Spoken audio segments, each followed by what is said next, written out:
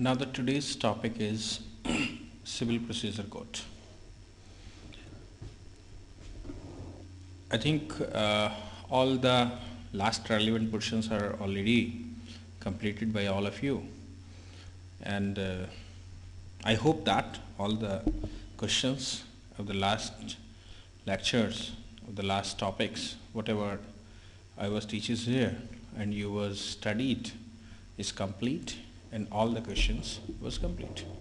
Anybody having any problem? If you do have any problem, then ask, please ask. Anything? No. Now we are going to start the Civil Procedure Code. You know the object of this civil procedure? Object of the civil procedure may be defined by the full name of the code, that is known as code is to consolidate and amend the laws relating to the procedure of code of civil judicature. Means, first of all, you have to find out the case, that what is the nature of the case. That case is the civil nature, that case is the criminal nature, that is the constitutional case. So whenever you came on the conclusion that this is of the civil nature, first of all I want to give you the directives that what type of acts are of the civil nature. These are not the penal laws, these are not the constitutional laws, but where the right and duties of the party has to be decided by any act, the proceeding of such act shall be civil. Not understood. Any case, any problem you are going to deal is not of the penal nature, means not of the criminal nature, not of the constitutional nature, or not covered by any exclusive procedure. What remains? Remains where the right and duties of the party has to be decided. If the right and duties of the parties has to be decided by any act, you can figure it that this is of the civil nature. Means not punishable, not fine, not a fundamental cases, not the cases against the constitution, but of the civil nature. And also the special or exclusive provision is not provided. If the exclusive or special provision is not provided for the help of the court, it means that somewhat it is of the civil nature. So that was the object that already whenever we was studied the Criminal Procedure Code or the Evidences Act or any other procedural act. Now, for what purpose the Civil Procedure Code was enacted? It is a first question. It is enacted to help the court. To help the court means right and duty has to be decided between the plaintiff and defendant. But whatever the evidences has to be produced before the court, whatever the argument has to be do in the court, and anybody want to say something to the court, then there is any procedure, there is any system. It is of the natural thing that if you will not make any system for anything, it means that all the proceeding shall move in zigzag motion. And if the proceeding shall be moved in the zigzag motion, it means it will take so much times, and it will take some irregularities also. So it is possible that the solution cannot be provided easily and judicially. If the solution cannot be provided easily or judicially, then what is the purpose to file the case in the court and how the court has to decide? That is why the legislation was enacted, Civil Procedure Code. So, in the terms of some writers, in the terms of some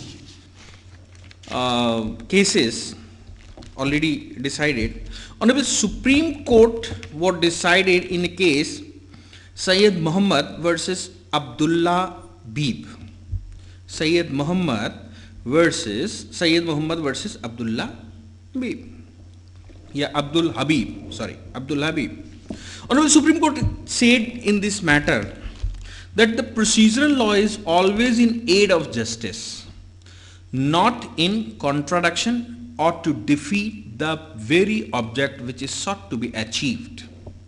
See, if we want to achieve something, we are gone to the court for the end of justice, to get the justice. If there is any confusion between the parties, in that case also the court has to decide. And if we was gone to the court for justice and court itself prohibit us, or the object of the justice was defeated by the law, it means that the object of the court is not resolving, it not fulfilling. If the object of the court is not fulfilling, then what is the cause? Why we was gone to the court? We was gone to the court for the justice, and justice is on the right or wrong or right on duties. Who having a right on the property, who having a civil right, and who had the civil duty, or who was on the wrong path. Someone on the right path and another one on the wrong path. If they was on the two paths, right or wrong, it shall be decided by the court that which path is the right path. And by the court, if it is not provided due to some fundamental defects in the proceeding, then the object cannot be fulfilled. Here, Honorable Supreme Court in this case said that a procedural law is always subservient to the substantive law. Means the procedural law cannot prevail over the substantive law, because whatever the right and duties has to be decided, that shall be decided only according to the provisions provided in the substantive laws. Like there is a contract act, two parties made a contract and they was bind one another on some terms and conditions. So on such terms and conditions the court has to decide on the contract. If it is not decided on the basis of the contract act, then the purpose cannot be solved. But to decide on the basis of the contract act and on the basis of the contract made by the parties, the help can be taken through the procedure. That for in what order, by what system, the evidences has to produce, the case has to be produced, the opposite party has to present before the court. All the system shall be provided by the procedural law. That is why the Honorable Supreme Court says that this is the servient, not this is the dominion. It is a servient to the substantive law. Case has to be decided on the basis of the substantive law. Right and duties provided in the substantive law. But the procedure will provide a mechanism. And whatever the mechanism has been provided by the court, by the procedural law, the court has to follow that, and smoothly and easily and with the lesser time they can came on the conclusion. So they says that procedural law is always a subservient to the substantive law. Nothing can be given by a procedural law what is not ought to be given by the substantive law. If the substantive law don't want to give something to a party, the procedural law cannot provide, cannot give on the basis of the procedure, because whatever the substantive law has want to provide something to the party, that the procedural law shall help to provide, but they cannot prohibit, or if it is not to be provided by the substantive law, the civil procedure cannot provide. And whatever not has to provide through the substantive law, the procedural law can't provide. Means the procedural law is only can only accelerate towards the justice, whatever the substantive law want to provide. If the substantive law want to provide some rights to one person, then procedural law may accelerate the speed, that in what minimum time the parties has to get their right. If the substantive law do not want to provide some rights, then the procedural law is not empowered to provide such rights on the basis of the procedural law. That is why there is not any role of the procedural law, but the role of the procedural law is only to accelerate the proceeding.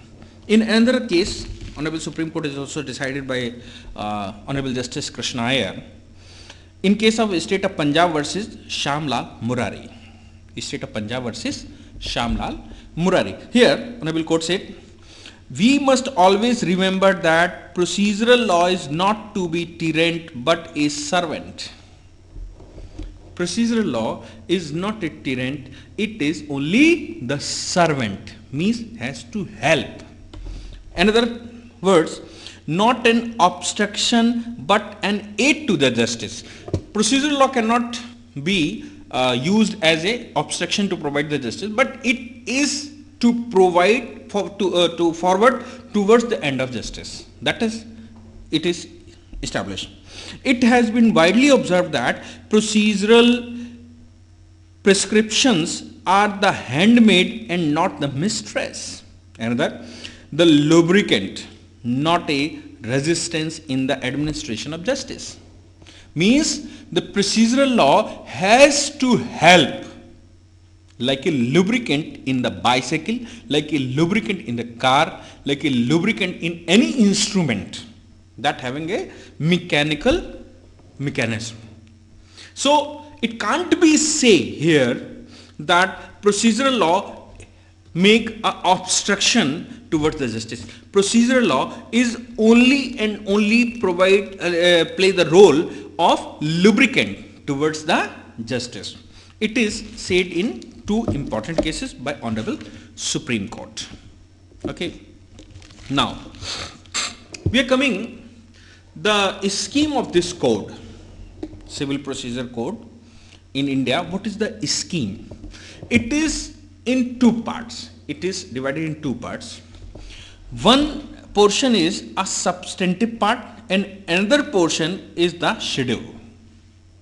One portion is the substantive part and another one is the schedule. In substantive part, they have provided they have divided the provisions in the form of sections. So 158 section is in first part, and the another part is the schedule. In part of schedule there is 51 orders. So it is also possible that some matters is provided in the procedural law, in the substantive procedure, and the same matter is also governed by the schedule in the form of order.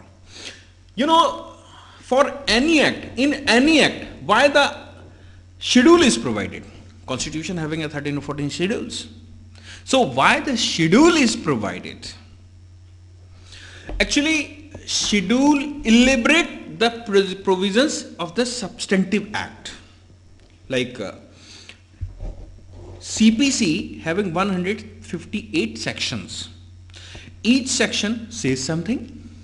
For that section, if we need an elaboration for that portion, elaboration for that portion, that we want to get such provisions in a broad form and dealt with the various forms of the section, then each and every thing cannot be provided in the substantive part of the sections, but they make a schedule.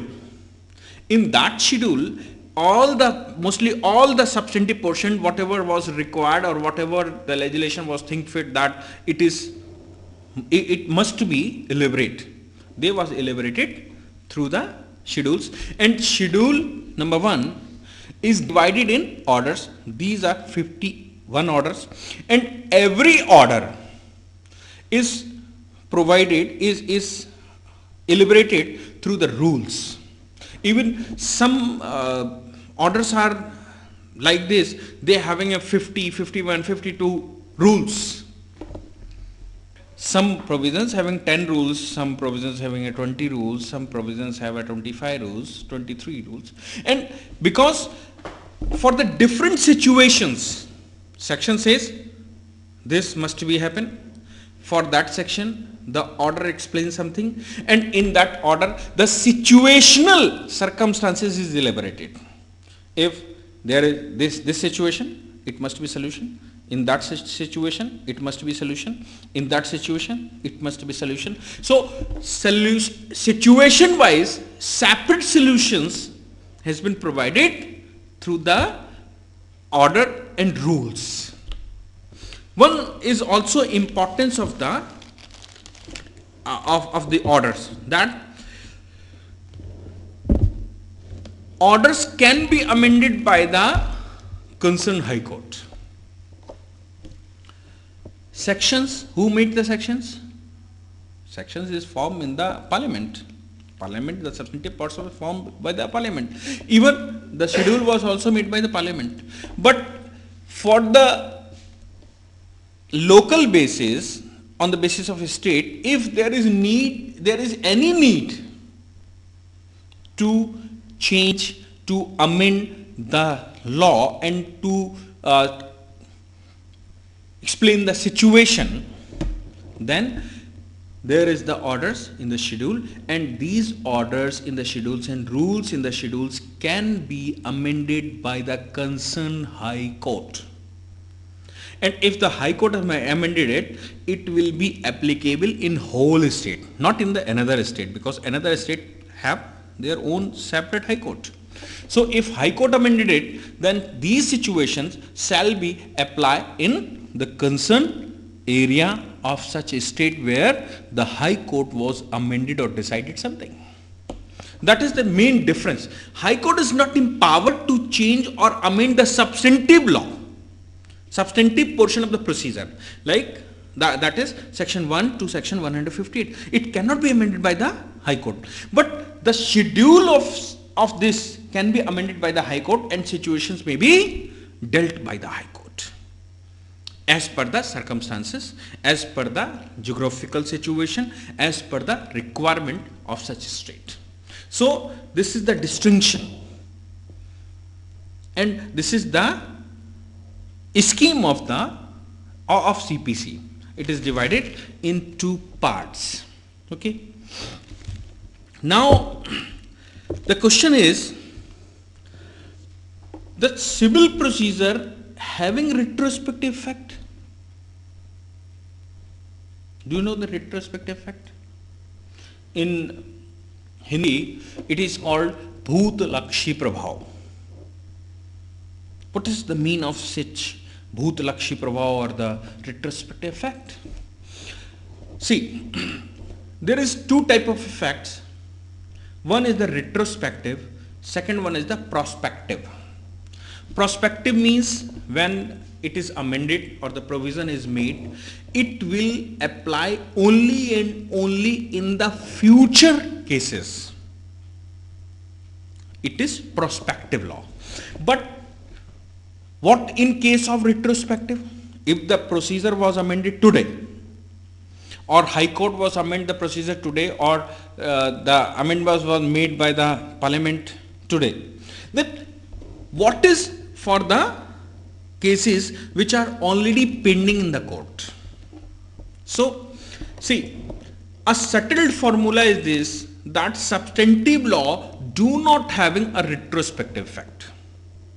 Today the substantive law is made, it must be in the prospective effect, and it will not apply on the cases before amendment or before enactment of such provisions. Because when the incident was made, when the right has to be decided, matter must be decided by the laws applicable or in enforcement on that day. Suppose 21st of October 2010, the matter was in concern of 21st of October 2010. But in 2013, the law was amended and the right was provided to the neighbors also. Whenever there was the right to me that I have to inherit the property of my father. But after 2013, the right was amended and it is also provided to my child simultaneously with me.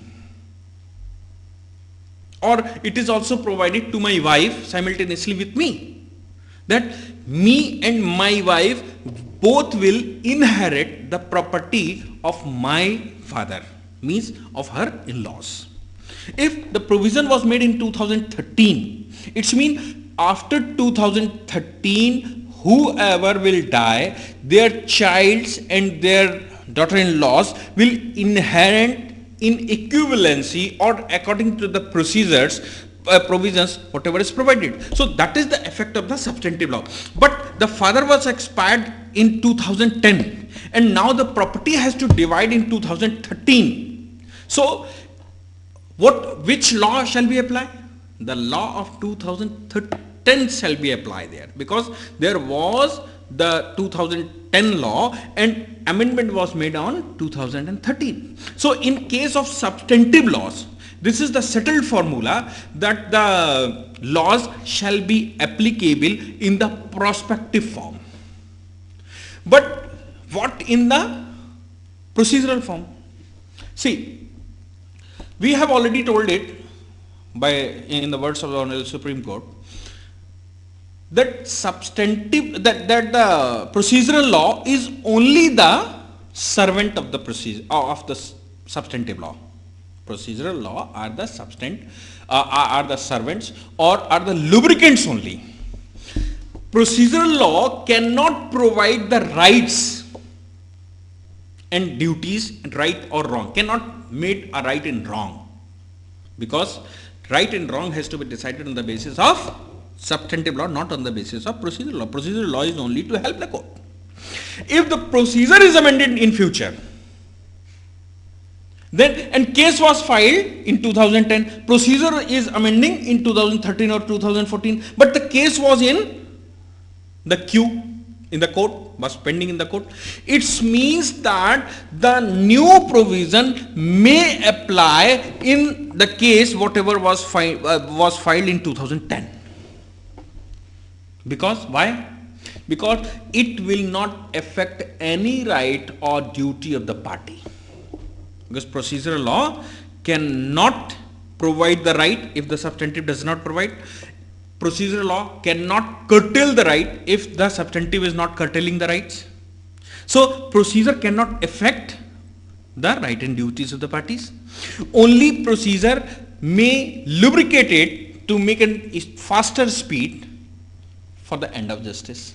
That is why procedural law, if it will apply in the retrospective effect, it will not affect the right in parties, the duties on the basis of, which was on the basis of substantive laws. They cannot affect it.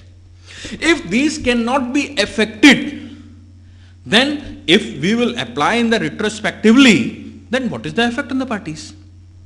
The right and duties cannot be affected by the amendment of the procedure. That is why it may be the retrospective effect. That is why we can say that this is the general formula, that procedural law may apply retrospectively, unless or otherwise it is not provided especially that they are not applicable in the past cases. Either there was especially say that it is not applicable in the retrospectively, it is only the prospective effect. If it is not provided, if it is not mentioned in the amendment, it means that it is applicable in the retrospective cases also. So the procedural law having a general formula that they having a retrospective effect, but for the substantive law, it is also the general formula. They are not a substantive effect. They having only and only the prospective effect, unless and otherwise it is not provided by the provision. Okay. So that is the system. Now we are coming on the definition portion.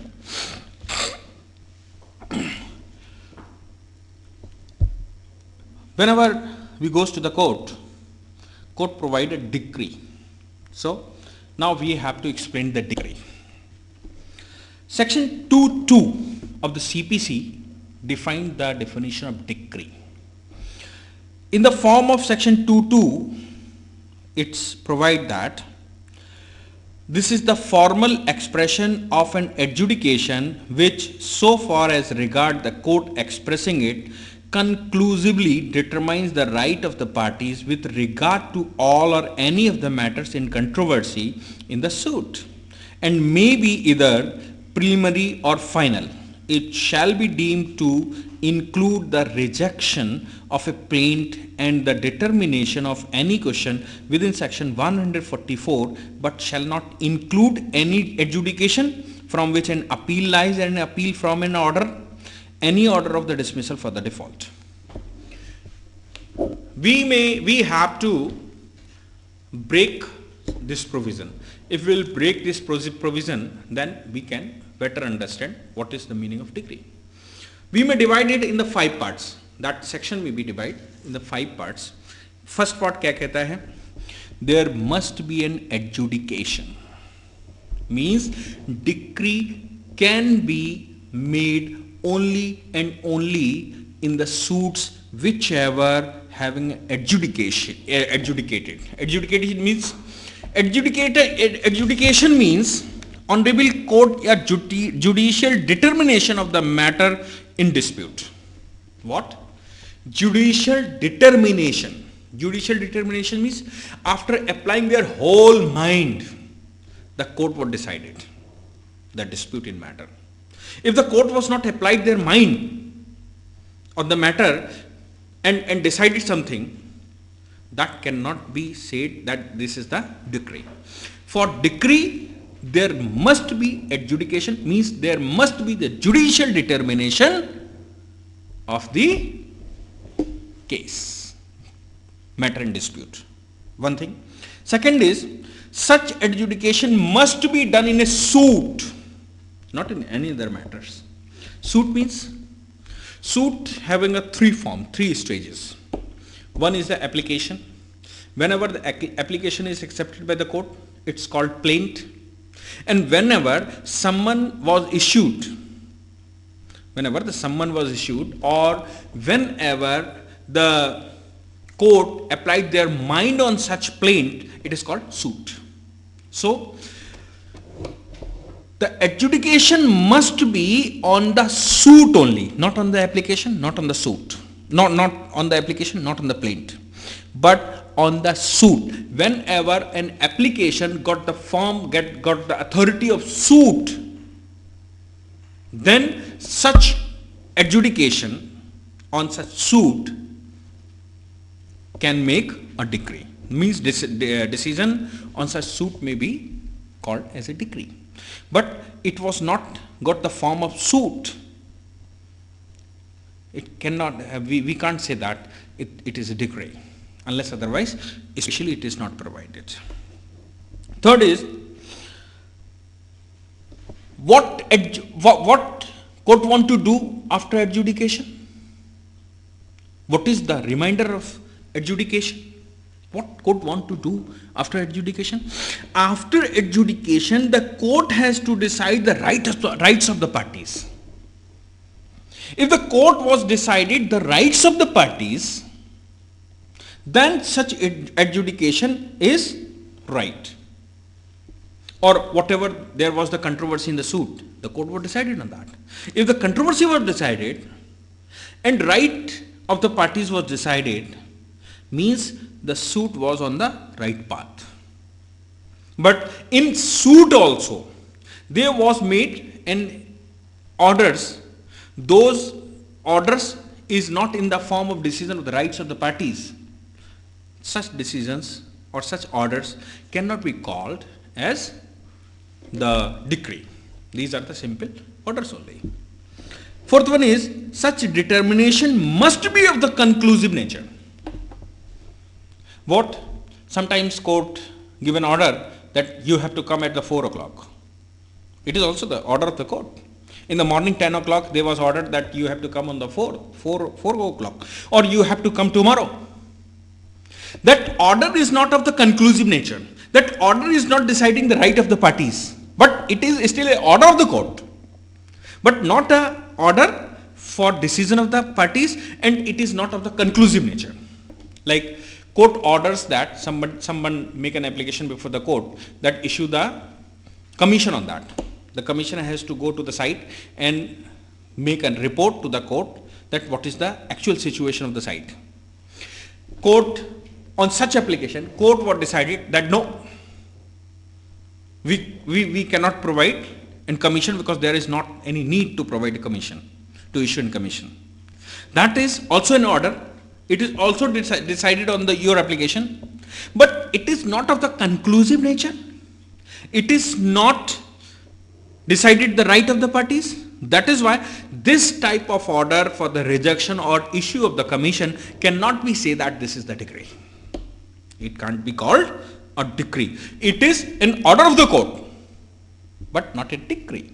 So the fourth thing, such determination must be of the conclusive nature. The fifth one, there must be a formal expression of such adjudication. If the court was adjudicated something,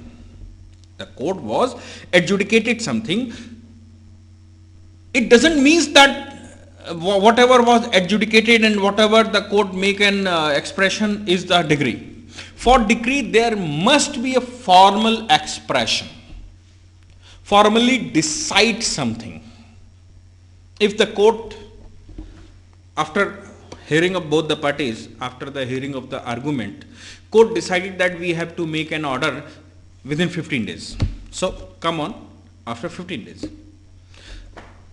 Court was adjudicated, court was heard both the parties, court was ordered, but it was not the formal expression in determination of the dispute in concern.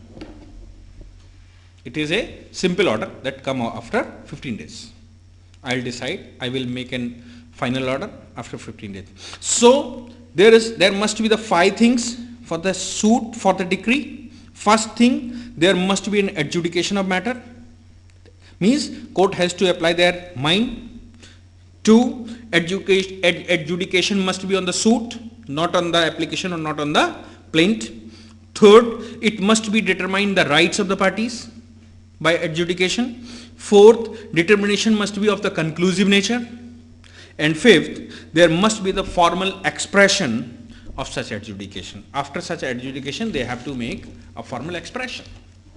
If these all 5 conditions are satisfied in an order of the court, such order is called the decree, not another ones.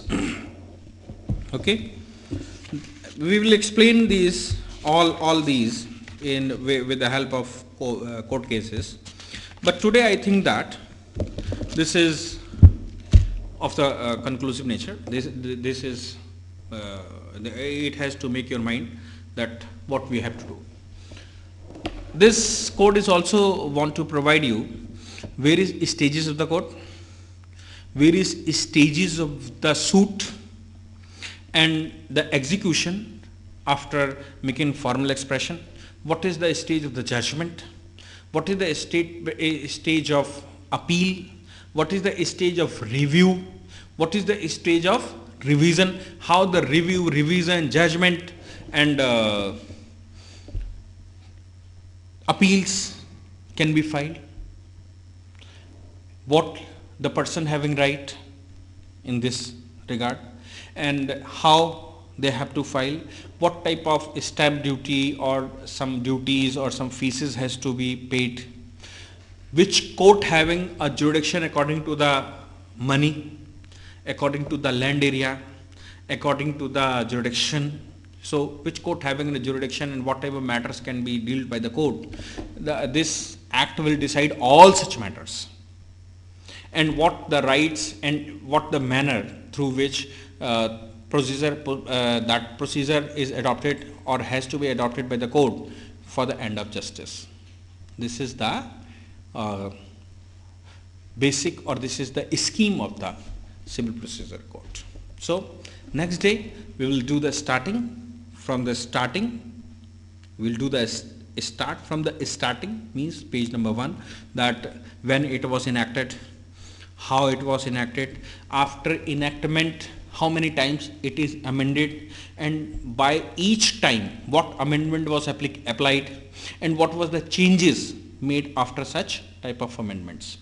So from starting, when it was enacted, we will start further. Today we have made a mind, make a mind that how, what, and its work. Okay. So for today, thank you.